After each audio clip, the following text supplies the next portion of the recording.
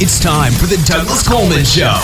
Mr. Smooth and Savvy is joined by guests from all walks of life. From the entertainment industry to authors to political and social commentators. The famous and not so famous. The controversial and the light and fluffy. We have it all. Now, here is Douglas Coleman.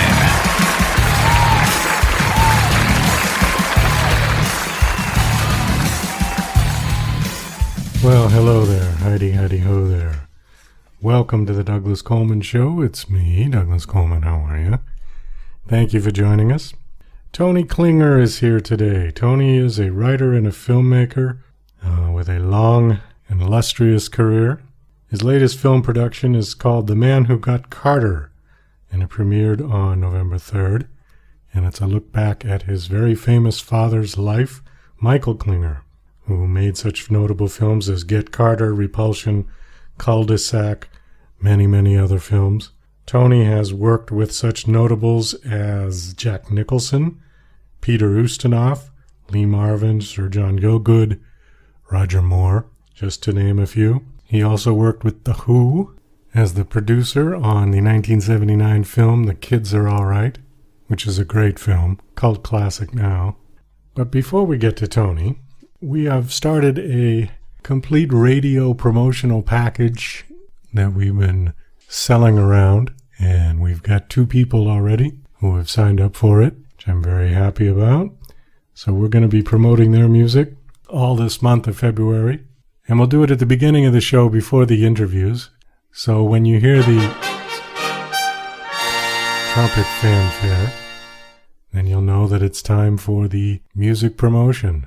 The first artist is called LastEden, LastEden, and the track that we're going to be promoting is called Please, featuring Alena Solo. And the second track is Smile by Flanders. You can find more information about each of these bands on our website.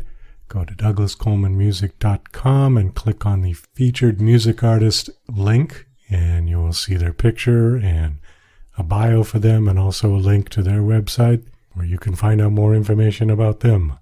So we'll play the 2 songs first, then a short commercial break, and the interview with Tony, and then another commercial break. And then we're also featuring music from Music Submit that people have been sending in, and we'll try to do 2 a week, as many as we can possibly squeeze in, but we've got 2 for this week. The first one up is called Effigy by the Impersonators. And the Impersonators are from Finland, which I think is the first for this show that we've had a band from Finland. So welcome to the Douglas Coleman Show. And the second track is called Believe by Papa Satch. So that'll be in the second half of the show after the interview. So here's the tracks from our radio promo package. Can't say that too fast. Radio promo package personnel. Here we go.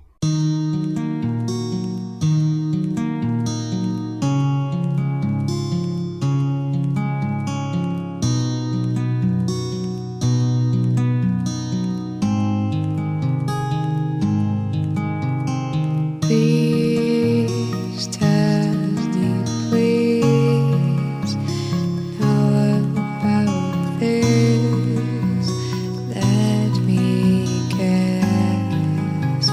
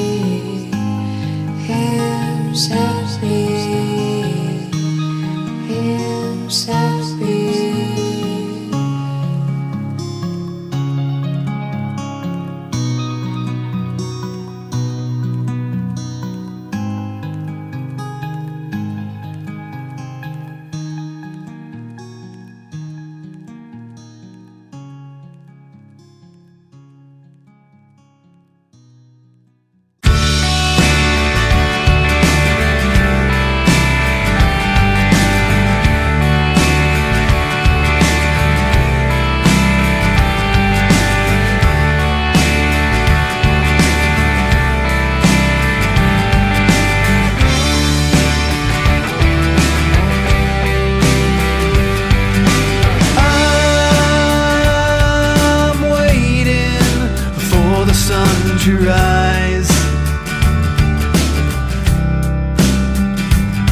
as I wait here for you to arrive, and I waited for the sun to come into my life. That's why I love to see your smile.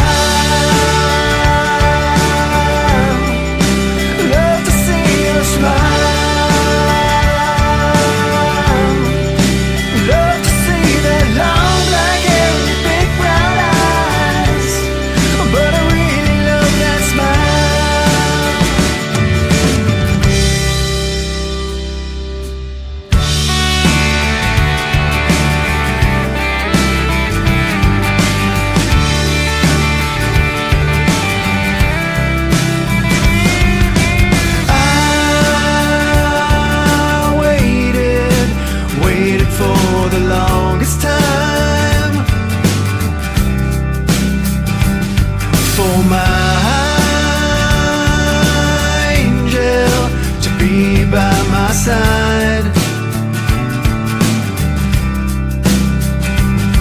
And I waited for your star to shine into my life. That's why I love to see your smile.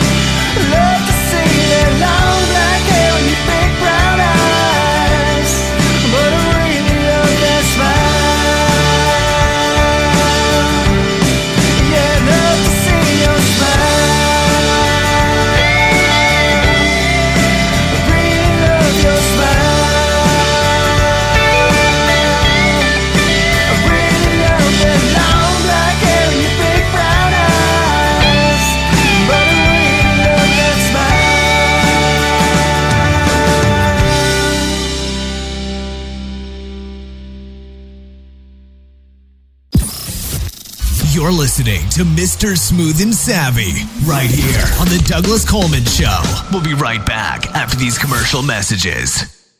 Tired of living in a culture of lies, fake news, and alternative facts? The Pro-Truth Pledge reverses the tide of lies by calling on politicians, and everyone else, to commit to truth-oriented behaviors. The pledge asks signees to commit to 12 behaviors that research in behavioral science shows lead to truthfulness, such as clarifying one's opinions and the facts, citing one's sources, and celebrating people who update their beliefs toward the truth.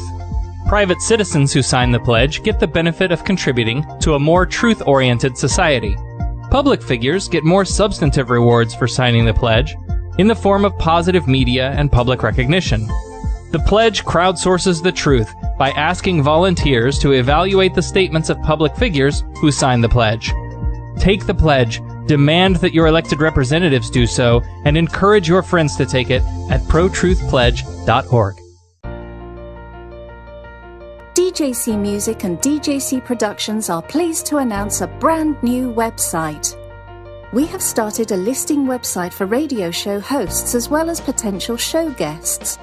This is a meeting site where hosts and guests can come together. Show hosts can list their show and types of guests they're interested in booking. Potential guests can list their talents, bio, accomplishments, or anything they feel makes them an interesting radio show guest. There are no recurrent payments, only a one-time $5 listing fee. Your listing will stay up until you decide to cancel. Previous guests of The Douglas Coleman Show are welcome to submit their guest listing free of charge. Go to radiohostsandguests.com. That's radiohostsandguests.com.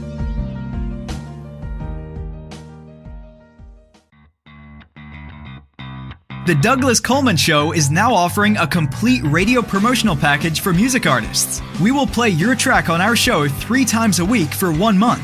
Your track will air over all of our online and terrestrial platforms, as well as permanently archive on Spreaker, iTunes, and many other sites. With this package, you'll also get a 15-minute interview on our show to promote your latest single, EP, LP, or upcoming gig. Similar packages like this can run hundreds of dollars and often are subscription-based. Our package is a one-time fee for just $49.99. Please go to douglascolemanmusic.com and click on the complete radio promo package link for complete details. Let's work together to get your music heard. And now... Hey, Rocky, watch me pull a rabbit out of my hat. Again? Nothing up my sleeve. Presto! Ooh, don't know my own strength. Now here's something we hope you'll really like. Okay, please welcome Tony Klinger. Hi, Tony. How are you? I'm good, thank you, Douglas. And yourself? Oh, very well. Thank you very much. Thank you for coming on this show. I appreciate it. I was reading through your bio. Your bio is amazing. I don't know where to start exactly. You've done some incredible things, worked with some amazing people that I'm sure everyone in the world is familiar with. So I thought I would just kind of go chronologically. And let's go back to when you were a child, because your father was also an incredible filmmaker, Michael Klinger. And I know that your latest film, The Man Who Got Carter, is sort of a retrospective of his life. Is that correct? Yeah, it's really, I suppose you could best term it a love letter. I thought my father was a wonderful guy first, and also a wonderful film producer. And so I wanted to sort of commemorate him on the year I was the same age as he was when he passed. And so this was that year, or last year was that year. And so that was what I did. And I'm now the first in my male line of my family to get past that age in 3 generations. So I'm feeling quite relieved. But he was a remarkable fellow, and he started life as an engineer and then went on to do all these other things as life took him. And I didn't work with him initially, but we came at the same thing from different ends of the spectrum. So it was a lovely getting together where we finally did work together properly in a corporate sense. That was a wonderful last 3 years of his life. And previously I'd had worked with him on some films in between my own films. And so I got to really know him in a way that made him my best pal as well as my dad. Oh, well, that's great. Now, when you were a child, did he take you around to the studios and the sets while he was working and you could just be there, or did he kind of keep you away from all of that when you were growing up? Totally involved me. I didn't realise that's what he was doing. You don't when you're a kid. But I got to be on the set of Repulsion and Cul-de-sac and films like that, for Polanski when I was, I guess, 10, 11 years old, something like that, maybe 12. I remember seeing Catherine Deneuve in a baby doll nightie that was kind of diaphanous. And I realised I really liked being on a set. She was stunning and she was lovely. And the times we went, it was a natural part of my life. It was just something I did. You have to understand that when I started out as a writer as a kid, and then went at it and like, how do I make films out of these scripts that I was writing that no one wanted initially? And what happened when my father was, he came at it he had a nightclub after he'd worked in the markets after being an engineer during the war, and he had to make some money, and so he found himself the owner of a nightclub, and from that there was a second sight offered to him, and he thought, well, maybe this could be like something different, and that's how he got into cinemas. And from cinemas he got into distribution, and from distribution he got into production. And in the meantime I got really angry with him because that's what I wanted to do. But I came at it from a technical point of view. I came at it as working all the different grades on a film set. Other than makeup and hair, I did pretty much everything. Well, growing up with a father like that, I would assume that you wouldn't really have any other aspirations other than wanting to do something as fabulous as that. Because if you grew up with a father who had, a sort of ordinary job like a bus driver or something, you might want to do something else. But if your father is a film producer, I can't imagine a kid not wanting to follow in his footsteps. Well, I think it actually kind of, I know that's what would sound right, but it's actually kind of the reverse of what happened. I wanted to be in the film industry from when I was 8 and won some competitions for writing. And, after seeing films that Cadbury's and Nestle Chocolate showed us. And he was at that time just gone from being an engineer to working in the markets to getting to a nightclub. He wasn't even in the film industry at that stage. And so I kind of felt he was intruding on my dream. Because, that is funny. Because I thought, I'm working towards this, and suddenly he's now a filmmaker. What's going on? And it really disturbed me. And I kind of treasured the fact that I knew technically more than he did because I'd done all the grades. But he intuitively was a great script editor and all those kind of things, but he wasn't a writer. So I guess one of the reasons I was so keen on writing was he couldn't compete with that. I was a better writer.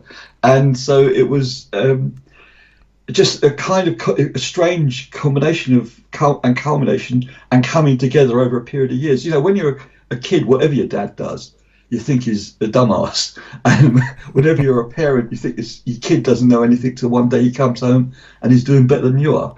And so that was kind of our lives. And it was evidenced, funnily, in a strange way. When I made my second or third little film, it was called The Festival Game, about the Cannes Film Festival. And it was the year of Easy Rider. And I kind of picked that was going to be the winner. And so I focused on it, and it all went very well for us. And the film got huge distribution in England. And it was really doing good. And somebody reviewed it and said, Michael Klinger's son Tony has made this film, and kind of intimated that I had only got it released and made because of him, and he had nothing to do with it. And I wanted to argue, and he said, you shouldn't really get worried about that. You shouldn't think about that. It's not important. It's not relevant. You should just get on with your own thing and ignore these people. Well, years and years later, I made the movie with The Who, The Kids Are All Right. And we were planning to do something else. And it was in Variety magazine in the States. And my dad was doing something, I can't remember what. And it reported him as, and they said, Tony Klinger's father, Michael. And he was furious. Absolutely furious. And he I've made all these films. And I said, you really shouldn't get upset about stuff like that. You just get on with it. And it was one of the best moments of our lives, and he just burst out laughing. So you kind of get over that stuff. Well, this is a completely different picture than what I had in my mind.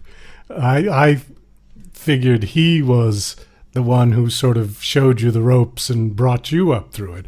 But it sounds like you guys were almost in competition with each other. And perhaps he stole your idea initially, huh? No, well, you have to understand, people assumed, because of the way he spoke more Cockney than I do, and he looked like he came from the streets, I mean, he was from like the slums of London. And so they figured he would be like a kind of ignorant guy. And the truth was, actually, he had total recall. He'd read all the works of Shakespeare. He'd read Dostoevsky.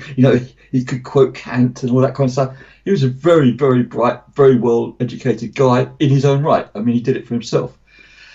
And so people would assume he didn't know about those things. And he really was a cineast. He knew every film. He knew the film he opened. This is a Jewish guy. The film he opened the cinema club with was Triumph of the Will, because it was a great film. He hated what it said, but he thought it was a great film. And then he played The Wild Ones, which was banned in England, and films like that. Until he ran out, he had no more films he could show that weren't already in the mainstream. And that's when he started to do exploitation stuff to make money to then make other films that he wanted to make. So it was kind of a circle. And the one thing he did do to me was, when I was coming up to college age, and I didn't want to go to college, I wanted to go work in films. He said, I'll let you do it, because I was I sort of qualified to do stuff a year and a bit earlier than 18. I was like 16 and a half, 17. And he said, look, you can take a year out if you can prove you can do all the jobs, because otherwise you're going to go out and you're going to make a schmuck of yourself and a schmuck of me. So like, go and learn properly. And he made me work in his company, which by then was a big company, and do all the jobs of all the different departments. And he had then a cinemas, about, 30, 40 cinemas. He had the biggest independent distributor in Europe. He had big production things going on. And so I had to go through all these departments, like ad sales and marketing and accounts and all that stuff. And it was the best film school in the universe, because what he'd do, which I didn't expect, I didn't know this was coming, was I didn't really take it seriously, was after a couple of weeks he'd come into that department and say to the guy who was running the department, is he ready? And they wanted just to make nice, so they didn't want to fight. And they'd go, oh yeah, he's ready. And then he'd say, okay, you go take a vacation, and Tony run the department. And of course I didn't know what I was doing. And so it was a very quick lesson in real life how to do stuff. And you don't get a better school than that. And so I'm forever grateful for that. And then after that, I went and started working for other people. And I worked on training films from the Ministry of Defence. I worked on a program called Junior Sports Week about all the big soccer games coming up. Then I worked for a year on the Avengers, and that was all nothing to do with him. So he was doing one lot of stuff, I was doing another lot of stuff, but I ended up with, like happens when you grow up, a huge respect for him, and I think he grew to think, I might know what I'm talking about too. So it was kind of it wasn't what people expect, but it was in itself a wonderful experience. So do you have a favorite film of his? Oh yeah, well, as a personal favorite or a public favorite, my personal favorite is Cul-de-sac with Polanski, which Polanski at one stage said was the best film he ever made or ever will make. Wow. But as for public consumption, and I think it's pretty close, Get Carter with Michael Caine, which is well, I've just reading, because of our film, The Man Who Got Carter, about him and the making of that. We were reading the reviews that came out over the years, and on the anniversaries and things like that. And it's rated like filmmakers like Tarantino, Brian De Palma, etc., all say it's like one of the great films of all time. And in England, recently, I think 2014 and in 2004, voted the best British film ever. I don't agree with that. I think it was the best British gangster film ever, but I think, and it was one of my dad's best films. It was just a terrific film. Well, Michael Caine is an amazing actor who's still going strong, and he keeps popping up in all sorts of films. The last film I just watched that he was in was called Secondhand Lions, and it's a few years old now, but he actually played this sort of Texas American guy. Did you see that film? I haven't. I've just been watching one he did with a bank heist. I can't remember the title of it that was on here. I think it was either Netflix or on. I saw it on British television. The thing about Michael that my dad always used to say, and it's absolutely true, is he sometimes can be in a stinker of a film, but he is never bad. He's always good. And so when you get him and he's doing what he does so great, and he's in a good film, then it becomes sort of great because he's just always good. He's a real good. He's a film star. He's a proper film star. Yeah, I would agree. And I've seen him in other films, like little independent films that nobody's ever heard of, and all of us, oh, Michael Caine's in this. He just sort of pops up everywhere. But everything I've seen of him doing is fantastic. I always love watching him. Definitely one of my favorites. It's a pleasure to watch, and he really knows his craft. And I don't know if you saw a film. The best thing I think he ever did since Get Carter, which was a film called Harry Brown. I don't know if you've seen it. No, I haven't seen that. He plays an old guy in a tenement kind of place, and everything's terrible, and he's like got nothing and no one, and you kind of figure this guy can handle himself, even though he's an old guy. And then the neighborhood and him, they start to try, the young kids, the gang kind of kids, try and terrorize him, and it's him taking them on. And you know what's going to happen, but it's really great, and he is fantastic in it. And I can't think of him being bad in anything ever. So what is he like off camera? He's a special guy. He's a special guy. I had the experience of filming him recently for our documentary, In the Man Who Got Carter, and he came into the hotel suite we booked for the day, and he went round to every member of the crew, our little crew. And he went to them and said, "Hello, I'm Michael Caine. I'm here to be interviewed. What is it you do, and how are you?" And at the end, he said, "Thank you" to everybody individually. You know, that's what you call a gentleman. Yeah. You don't get that. It's not normal. And it should be. I'd love it to be, but that's exactly how he is. He's a good guy. And what you see on camera, when you see him being interviewed and giving the nice anecdotes, is exactly how he is. He's a pleasure to be with. Wow, that's nice to hear, because oftentimes we hear so much with big stars about sort of this prima donna behavior, and it's nice when you get somebody who's just genuine. Yeah, and you know what? I was talking about something like this because I'm doing another feature soon, and I was talking about how some people hide behind their agents and managers and bookers and things like that, and you don't need to do that, because you've got to protect yourself from like a tidal wave of people that could drive you crazy. You need people in between you to stop that. But actually, when you're dealing professionally, you don't need to behave like a diva. You can behave like a proper grown-up, and it's nice when somebody does. Yeah, it's very true. The other film that you were involved in, you were a producer, was The Kids Are All Right. I wanted to ask you a bit about that, because I'm a musician and definitely a rock fan and a Who fan. How did you get involved with that? Well, initially it was that a friend of mine called David Courtney, a composer, he was doing the first or second album with Roger Daltrey, one of the boys, featured, and they asked me in to come and talk about doing a video, because I used to do some rock videos in those days called pop promos. And all right.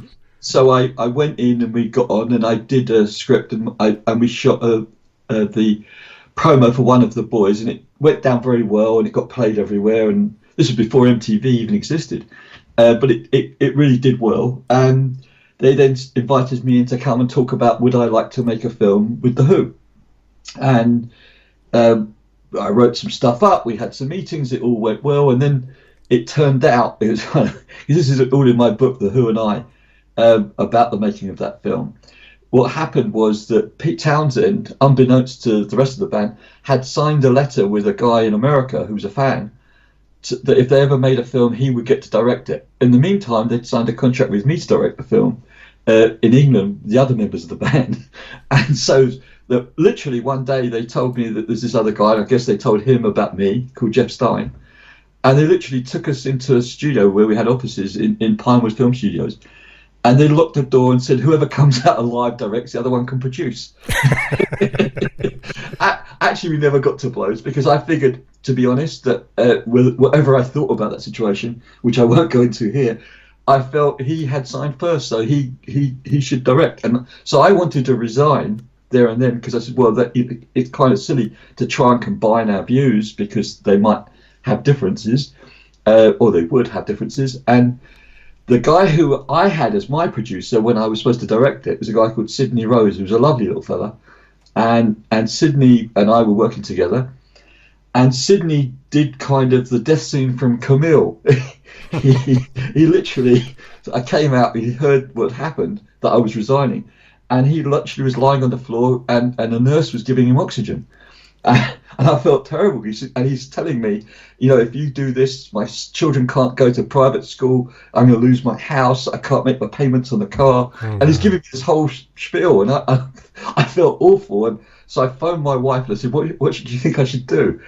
And we both said, well, you're going to get really well paid and you're only going to be doing this for 6 months. Little did I know it was going to last 3 or 4 years. And, you should do it. And so I said that. And Sidney literally jumped up and suddenly he was well again. I felt like I'd resurrected him. And that's how the film started. And it kind of went downhill from there. But, sometimes you make something that's really tough and hard, and it comes out looking great. And that was one of those occasions. Sometimes you can have all the fun in the world making a film and it turns out rubbish because you always want to make it good, but sometimes it doesn't work out. It's turned into a cult classic film. And one of the reasons perhaps was because it was the last thing that Keith Moon ever did. Apparently he died right after that film was made, like within a week or so, yeah? Yeah, well, what happened was that when we started, one of the things we did agree about, Jeff Stein and me, was that when we started, originally the schedule was to film all the English stuff first, and then we were going to go to Malibu to film Keith where he lived, which is right next door to Steve McQueen's house. And we looked at the situation, we knew everybody pretty well, we'd filmed a little bit already, and, as a group in the Shepperton stuff, and we both said the same thing at pretty much the same time, which is we better do the Keith stuff first. Because he was clearly on a downward path health-wise. Really, it was pretty obvious. And unfortunately, we were right. We literally got to the end of the filming, and we're doing the edits, and he saw some of that, and I remember they were sitting there with stopwatches to make sure they had equal screen time.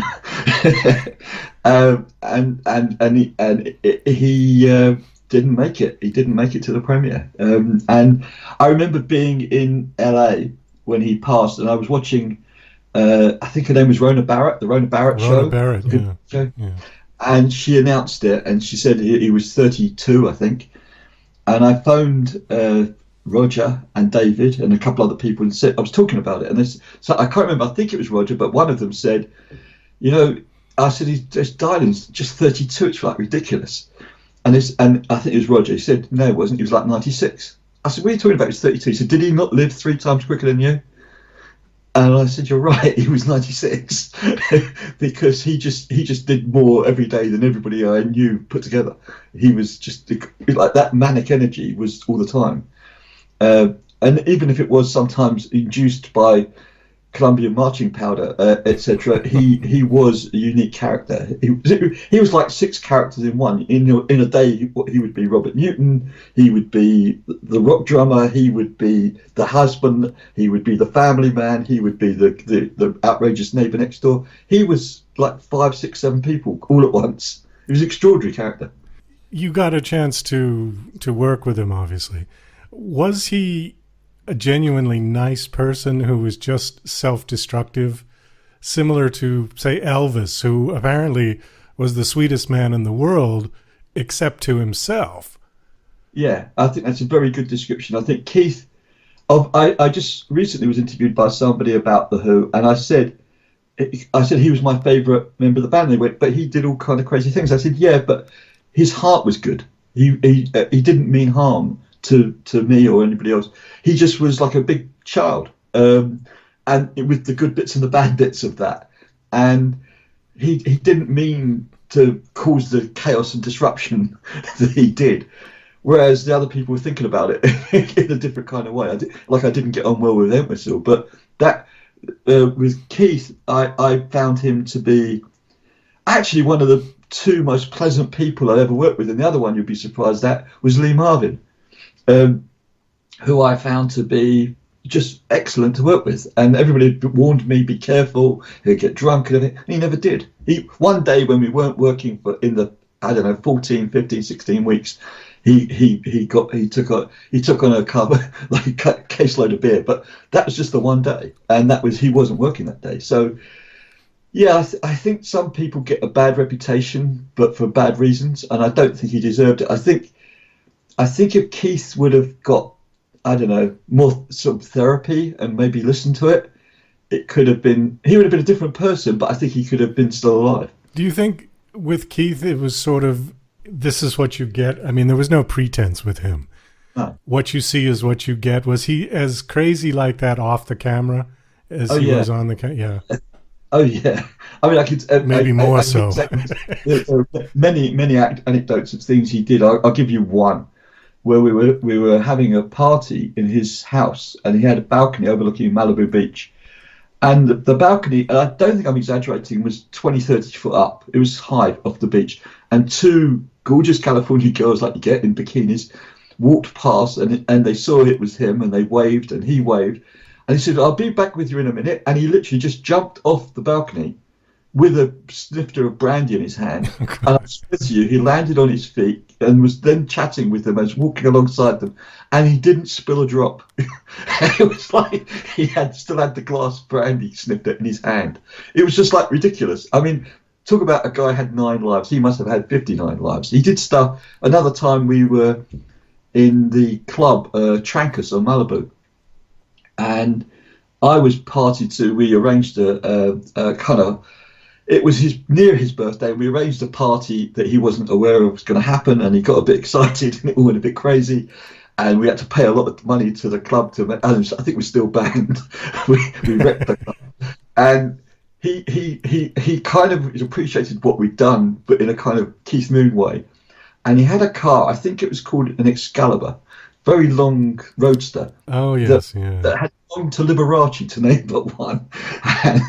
And he said, "Come on, let's go for a drive." And there's just like 2 seats, and I jumped in, not thinking this is Keith Moon and he's driving, and I don't think he has a license. And he took off down the PCH Pacific Coast Highway, the wrong side of the highway, against the traffic, and we got pulled up after a few miles by a police car. Who saw who it was and escorted us back and let's get out. He didn't arrest him or anything. And how he didn't get killed, I have no idea. But he did stuff like that. Yeah, that was genuinely how he was. He was out there. He was outrageous. And all the stories you heard are pretty much true. And there's a lot more you haven't heard. Well, it's too bad. I mean, I think he was a fantastic drummer. He was certainly unique. There was nobody who drummed like that. I mean, even Louis Bellson wasn't quite the same as. No, he could lead. I honestly believe he could lead a melody line on his drums. I don't think anybody else can do that. Yeah, I think he really could. We're running quickly out of time. Let's talk a little bit about your film.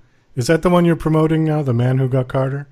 Yes. We literally were working on the final stages of the offline today. And it goes into online next week, and it's a 4K production and there's all that kind of stuff happening. And our sales guys go out, I think, next week with it, and so it literally is just about happening as we're talking. We've had some kind of rough cut special event showings, and they've gone really well in England. And now it'll be going all over the world, hopefully, and we'll look forward to people hearing about that. We've got another big event in March the 24th in Bristol in England, another one in central London, another one in Newcastle. So it's beginning to take off, and we're getting very good word of mouth. So yeah, we're excited about it. Now, at the beginning of the show, I asked you about it, and you said it was sort of a love letter to your father. Tell us just basically the concept of the film. Is it a documentary or is it? It's a documentary. What structurally what I wanted to do was to show. I think most people, when they hear the titles of the films, know of his films more than they know of the man. And one of the producers, or executive producers of our film, is a man called Colin Baines, and he produced Gangs of New York and stuff like that, and he's, a very notable producer. And he put it very well. He said that there's a part of it that made him aware, as a person who didn't know Michael initially as a kid, that there's this guy somewhere who's responsible for a repulsion and a cul-de-sac and a gold and a shout of the devil and a Get Carter. And there must be some kind of common intelligence. That isn't by accident. These things are coming and that man's name is on them. And so he started to check it out and became friends eventually with my father. And that's what I wanted to get across, was the man who got Carter, not just Get Carter, was that there's a common denominator. And how did a guy off the streets, he literally came off the streets, get to this position? He was the most successful independent film producer in Europe for about 15 years running. And that's not an accident. That happens because you're good at it and you know what you're doing. And he really was very, very good at it. And I wanted to expose just the personal side. What was it that made him the centre of attention in any room? Why was that? What was there about him that made that happen? And one of the things I discovered, funnily enough, was the thing that I didn't expect, was because he was an outsider. He was not part of the upper strata of society that used to make films in this country. And he was an outsider because he was also not of the faith of this country. He's a Jewish guy. And he was also not from the public school, like the British public schools, like the Eton and Harrow. He was from the other, self-educated man who obviously brilliant, but he hadn't had those, he wasn't connected in that way. And ironically, and it's the same, I had the same thing. In all the films he made, and he made more than 40, he never got finance other than his own money from England, ever. He just gave up on it. And he said his money came from America, from the major studios, from Africa, from Europe, well, everywhere but the country he lived in. Which tells you something about the country he lived in, rather than it does about him. And so I wanted to put that in perspective. And so parallel to that, we're also telling the story of, the amazing story of some of how these films got made, and, all that kind of side, and how people perceived him, his family, his friends, the people who worked with him, the people who worked against him. And so and some of the people that were in those films, like Mickey Rooney and Michael Caine, etc. And then that is the context of our film. But the thing that runs through it, hopefully, is that in discovering more and more about my father, I discovered more and more about filmmaking and what it takes to be a good human being. And so that's the film. Oh, that's great. The film is called The Man Who Got Carter. And is it available now on streaming? Not yet. It will be in about, what are we now? It will be by the summer. By the summer, okay. Available. Yeah, because it has to go through all of these deliverable things that you have to do. But it's literally happening right now as we speak. I hope my editors are doing what I told them to do this morning. One last thing. Do you have a website that we can... I do. It's www.tonydklinger, that's with a K.com. Tony, thanks so much for coming on. It was a great treat to talk to you. And thank you for the Keith Moon stories and the stories about your father. Best of luck with the film. I hope it does very well. Thank you. And hopefully people also want to read the book, The Who and I, because I think it's available on Amazon and stuff. And I think people will enjoy some of the Keith Moon stories in there. Oh, definitely. Yeah, I might check that out myself. Okay. Thanks again, Tony. Thank you very much. Bye-bye, Douglas. Take care. You're listening to Mr. Smooth and Savvy right here on The Douglas Coleman Show. We'll be right back after these commercial messages. Are you an independent musician? How would you like to have your songs played on hundreds of radio stations just like the one you're listening to right now? Join MusicSubmit.com and we'll promote your music to radio stations and blogs in your genre. It's free to set up your account, and we guarantee your music will be considered for airplay by radio stations worldwide. Why not sign up today? It's free. MusicSubmit.com. Radio promotion for indie musicians. Hi there, this is Stuart Epps, record producer. This is my story about Elton John, working with him in those early years, going back to 1967 at Dick James, all the amazing tours, those first recordings, going through to Rocket Records, and it's an amazing story about his incredible rise to stardom and my part in that. So look forward to taking you on that journey. So here we go. Yeah, and to order this great audio CD, please just email me at stuartepps@talk21.com. That's Stuart, Stuart, EPPS at talk, TALK, 21 in figures.com. Stuart Epps at talk21.com. Email me and I'll give you all the details for buying this brilliant audio disc. Thank you. Bye.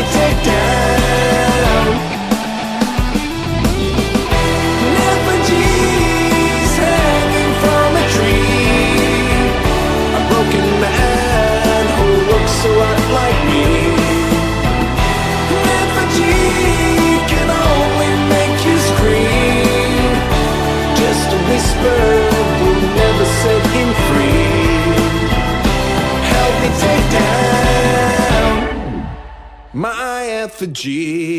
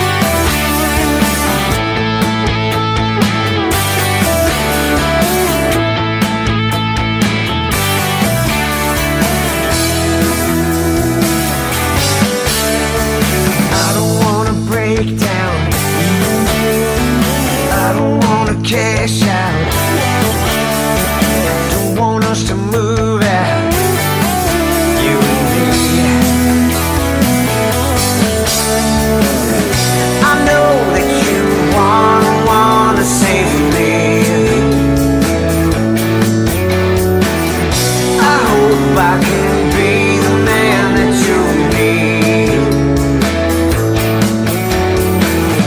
I know if you stay with me, then you'll see. I know that you're gonna believe.